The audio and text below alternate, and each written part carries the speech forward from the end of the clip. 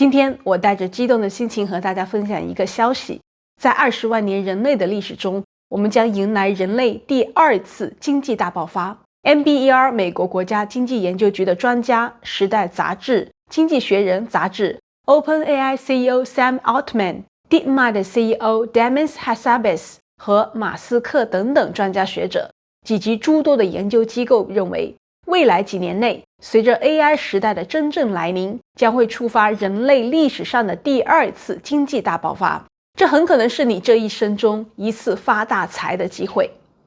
什么是经济大爆发？经济会有多爆？人类会有多发？第一次大爆发是什么时候？什么才算是真正的 AI 时代？第二次经济大爆发，我们该怎么办？我们能如何在这次大爆发中占一杯羹？你想知道？我也想知道。让我们一起在这个视频里解开谜底，坐稳喽，别错过这次20万年来的第二次经济大爆发了哦。在漫长的人类历史中，经济大部分时间是极其慢速的发展。在智人约20万年历史中，人类生活完全依赖自然资源，是以狩猎采集为主，生产力极低，一整天可能只收获少量食物，获得多少就消耗多少，没有什么余粮，过着饱一顿饿一顿的生活。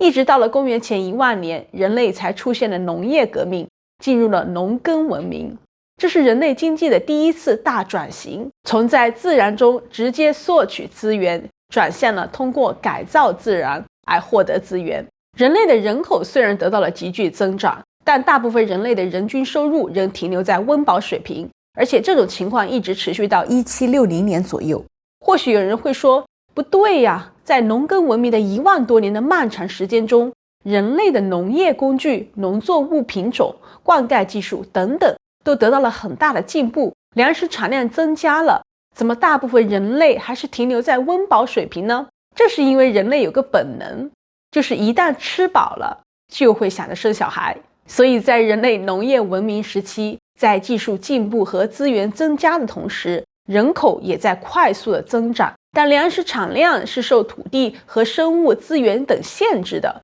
无法无止境的增产。大量新增的人口最终摊薄了人均占有的资源，使生活水平回落到生存线。也就是说，生产率提升的红利会被人口增长吃掉，最终社会经济只会长期停留在低收入、低增长的状态。这被经济学家称为马尔萨斯陷阱。在北宋的一个村庄内，年轻的李泽伟夫妇望着自己那片稻田，心中满是欢喜。土地肥沃，农作物丰收，他们的日子过得有滋有味。小夫妻期待着有一个大家庭，生一群小孩。不久，李泽伟夫妇果然开枝散叶，家庭人丁兴旺。然而，随着孩子们的出生，农田中的粮食却是显得越来越不够吃了。每一张新添的小嘴都是在增加生活的压力。随着人口的增长，每人所分到的土地也会减少。村里的老人常感叹，人丁兴旺固然是好事，可这土地却不能随着人口的增长而增加。在李泽伟的家里，田里的收成曾足够养活一家人，并且还有一些余粮出售，能有点钱买上1-2件新衣服。但如今李泽伟的家庭子女满堂，收割的粮食只能勉强糊口，而且小农户增加，拿出市场上的粮食过剩，粮食在市场上的价格也越来越低。为了补贴家用，李泽伟开始四处寻找临时工作，但是人口增加，劳动力过剩，有太多的人争抢工作，工资下降，日子过得越来越艰难。脆弱的土地由于过度耕作，森林过度砍伐，水土流失，天地失衡，自然灾害频发，粮食失收，饥荒降临，饥饿的农民四处流窜，引发起义和战乱，生灵涂炭，最终苦难以暴力收场。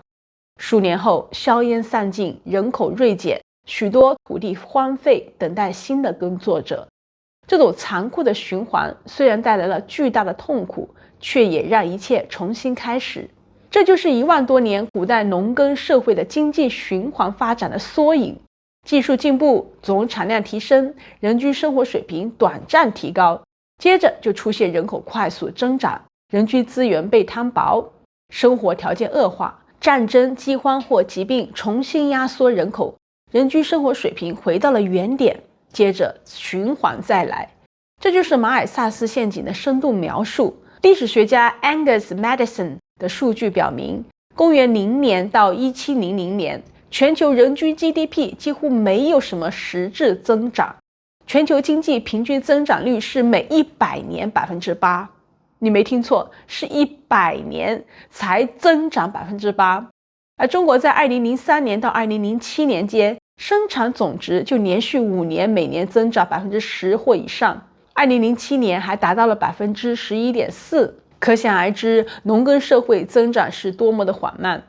但随着1740年爆发的工业革命，蒸汽机、电力与大规模的工厂让生产力实现了从线性到指数的飞跃，全球 GDP 在18到19世纪迎来了100年未曾有过的增长，经济增长率平均达到了每100年 350%。 这意味着经济增长不再只是缓慢累积，而是出现了爆发式的增长。蒸汽机使生产力有了机械动力，摆脱了依靠人力、畜力和水力的低效率劳动力，使生产力大大提高。同时，大规模的工厂的出现能集中大量劳动力和机械长时间生产，技术和工厂的结合使得生产力的增长速度由骑单车到开汽车的飞跃。这是历史上第一次出现了经济飞跃，因此被称为第一次经济大爆发。工业革命使人类生产力的提升速度第一次超过了人口增长速度，第一次人均收入突破了温饱限制，人均粮食和物质水平上升，技术的进步使人类社会不再被土地约束，改变了人类与自然的关系。是工业革命让人类首次脱离了马尔萨斯陷阱， GDP 人口生活水平可以同步提升，人类社会可以实现经济持续增长，经济社会和全球化格局因此发生了根本性的变化，现代工业文明由此起航。工业革命之后出现了1870年到1914年的第二次工业革命，出现了电气化、化工、内燃机，接着是1945年到1975年的二战后的黄金30年。欧洲、日本人均 GDP 的增速一度接近 5%， 在这期间生活水平突飞猛进，消费社会全面形成。之后就是70年代到2000年的信息与互联网革命，在这期间人类社会极大发展了通信能力，提高了知识获取的能力，提高了金融联系的效率。虽然这些在工业革命后出现的发展都非常重要，但是本质上是第一次工业革命的续集，是建立在已有工业化基础上的阶段性发展，不是新的突破。生产效率的提高还是停留在古典经济学的3大要素：土地、资本、劳动力，没有出现突破性的增长要素，所以仍属于第一次人类经济大爆发的延伸阶段。但进入21世纪后，我们看到了一个新的要素 AI 人工智能。在过去的200多年里，我们看到了机器代替了体力，突破了人类体力劳动的极限，但脑力劳动依旧主要依靠人类。而目前高速发展的 AI 人工智能、大型语言模型、生成式 AI 乃至可能会出现的超级智能，将会首次出现人类的脑力劳动最终被 AI 大规模的替代甚至超越。这就意味着人类的经济发展将突破新的瓶颈。如果说工业革命解决的是人类肌肉量不足，那 AI 人工智能将会解决的是人类脑力劳动的稀缺，而且会突破人类脑力劳动的极限。如果 AI 能普及，几乎所有的脑力劳动都可能加速并且廉价，像律师、会计师、医生、药剂师、金融分析师等等职业将会被 AI 代替。经济学家 William Nordhaus 在2015年就指出，如果 AI 能自主改进自身，那么我们将进入一个经济的超级增长的状态， GDP 可能在数十年内爆炸式增长。换句话说， AI 是人类历史上第一个可能摆脱经济增长极限的工具，而且全人类社会因为 AI 时代的到来而全面重组，教育、就业、产业链、全球化格局将会被重新洗牌。AI 时代能使经济发展再次发生根本性的飞跃，所以有资格被称为第二次大爆发。自10年前的突破以来，人工智能的能力一次次的高速发展，速度远远超过了原来的预测。今年 OpenAI 与 Google DeepMind 的大型语言模型在国际数学奥林匹克竞赛中得到了金牌，比专家预测提前了18年。AI 模型正愈发强大，背后是科技公司之间的你死我活的技术竞争。然而残酷的现实就是赢得 AI 者得天下。OpenAI 的 CEO Sam Altman 预计 AI 在2026年就能产生 AI 自己的全新见解，完全不需要依赖和模仿人类已有的思想。AI 能有自己的独立思想。目前 AI 已经能够帮助编程人员来构建更好的 AI 模型。根据预测，到了2028年 AI 完全能够自己监督自己和改进自己。到了那个时候， AI 就等于能够独立于人类之外而存在。 AI 能够独立自主的发展，不再需要和依靠人类，而且 AI 是不存在局限性的，它能够无限发展，计算能力在没有人类干预的情况下自己无限的推动技术进步。如果人类把足够多的收益继续投资给更强大的 AI 机器，未来的工厂里面就全部是 AI 控制的机器人在日夜不停的劳动，生产出巨量的产品。路上是 AI 控制的无人驾驶交通工具在提供物流运输， AI 律师、AI 会计师、AI 医生等等。 AI 的实际应用正如蒸汽机催生了铁路和工厂，电力催生了家电和互联网， AI 也会催生出我们现在想象不到的产业。新的产业爆发式增长，带来了全新的就业和财富创造模式。这一切都会让 AI 投资人的财富能以前所未有的速度累积。生成式 AI 每年为全球经济新增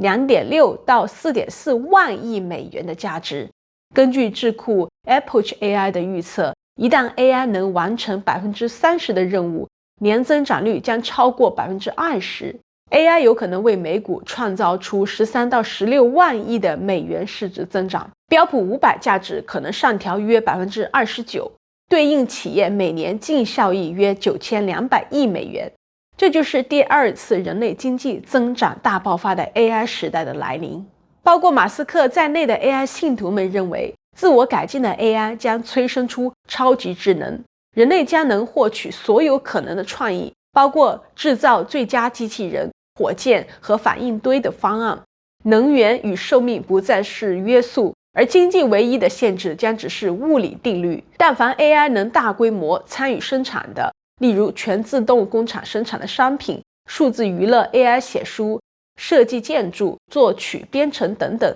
价格都会很便宜。但凡是必须依赖人类的领域将会很贵。在 AI 时代的人们，如果没有得到 AI 的红利，可能会发现承担不起餐馆的服务或者是托儿服务。为了迎接 AI 时代的到来， AI 将需要消耗大量的电力，各国人民会大力投资电力设施。2025年7月19日，中国启动雅鲁藏布江下游水电工程，是个总投资约 1.2万亿人民币的超级工程，年发电量可达到3000亿千瓦时，约为三峡大坝的3倍。近年来，美国在电力能源方面投入巨额资金，甚至启动了先进的核能和储能新技术，积极应对日益增长的电力需求，尤其是 AI 与数据中心推动下的高增长趋势。我们正在为 AI 引发的第二次经济大爆发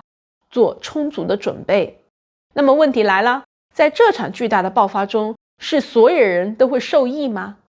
答案是否定的。和上次经济大爆发一样，它一定会带来分化。接下来我们就来讲讲这场 AI 驱动经济的大爆发中，人类大致会分为3类人。第一类人，投资 AI 的人，他们不是简单的用 AI 的人，而是直接把资本、资源甚至人力投入到 AI 产业里面的人。这里面一部分是资本家，他们投资 AI 初创公司，投资 AI 芯片、算力基础设施，投资 AI 的应用平台，他们就像18世纪的英国工厂主，早早的在蒸汽机、纺织机上下注，然后靠机器获得巨额利润。另一部分呢是创业者和研发者，他们可能不是最有钱的，但是他们把自己的精力和才华投入到 AI 相关的事业里。投资 AI 的人将是第二次经济大爆发中的最大赢家，他们获得的是资本红利，也就是钱生钱的力量。第二类人就是能获得 AI 红利的人，他们未必有能力直接投资 AI 公司，但是他们懂得如何使用 AI， 把它当作是一种工具，提升自己的生产力。在工业革命之前，一个纺织布工人一天只能织几米布，蒸汽机出现后，会用新机器的人一天可以织几十米布，收入翻倍甚至更多。不会用的人呢，就会被淘汰。今天 AI 就是这样的新机器。如果一个会用 AI 写作、用 AI 做设计、用 AI 编程的人，用 AI 管理生意的小企业主，用 AI 提升学习效率的学生，他们的工作效率能力可能是传统方法的10倍甚至100倍。这样的人，公司更愿意雇佣他，他的产出更高，他的收入也更高。这类人未来会成为新社会的中坚力量。他们和第一类投资者不一样的是，他们没有庞大的资本，但他们凭借快速适应和使用 AI 的能力，也能获得可观的红利。而且 AI 的门槛其实比工业革命低很多。想当年，一个农民想用蒸汽机，需要积累资本，需要庞大的基础设施。而今天 AI 是云端的机器，你只要有一台电脑、一部手机就能接入。这意味着第二类人群的规模会比历史上任何一次技术革命都要大，但是前提是他们要敢于接受新技术，要愿意用，要持续学习，追求进步。第三类人是没有获得 AI 红利的人，他们既没有投资 AI， 也没有去学习去使用 AI， 于是他们就会慢慢发现自己的工作被取代，收入越来越低，生活越来越艰难。你可能觉得这听起来很残酷，但是这正是技术革命的规律。回顾历史，每一次经济变革都有掉队的人。例如在互联网电商时代中，没有网络销售技术的老店主还在等待客人路过并走进店内消费，最终小生意逐渐消亡，退出了历史的舞台。这类人最初只是收入减少，但长期来看，他们会被完全边缘化，最终被淘汰。而这种淘汰会比工业革命更惨烈，因为 AI 的渗透速度更快，覆盖范围更广，影响的人更多。那么面对即将到来的 AI 经济大爆发，我们每一个普通人到底该怎么做呢？根据各大智库以及 AI 大亨的重复又重复的研究以及演讲，答案很简单。如果你有资本、有资源，那就大胆的去投资 AI， 做第一类人。如果你没有资本，那就至少要学会使用 AI， 做第二类人。最怕就是抱着观望态度，什么都不做，最后成为了第三类人。未来的20-30年，人类社会的财富分化和生活水平分化，很大程度上就取决于你今天的选择。AI 不会等你，它只会加速前进。我们要做的不是害怕被取代，而是主动去利用 AI， 拥抱 AI， 要成为这场经济大爆发的受益者。我是33，为什么我们这么热爱 AI？ 为什么这么关注经济话题呢？那是因为揾食啫。关注我，我为你带来更多更深刻的经济解读。有什么问题，欢迎留言与我讨论。我们下次再见。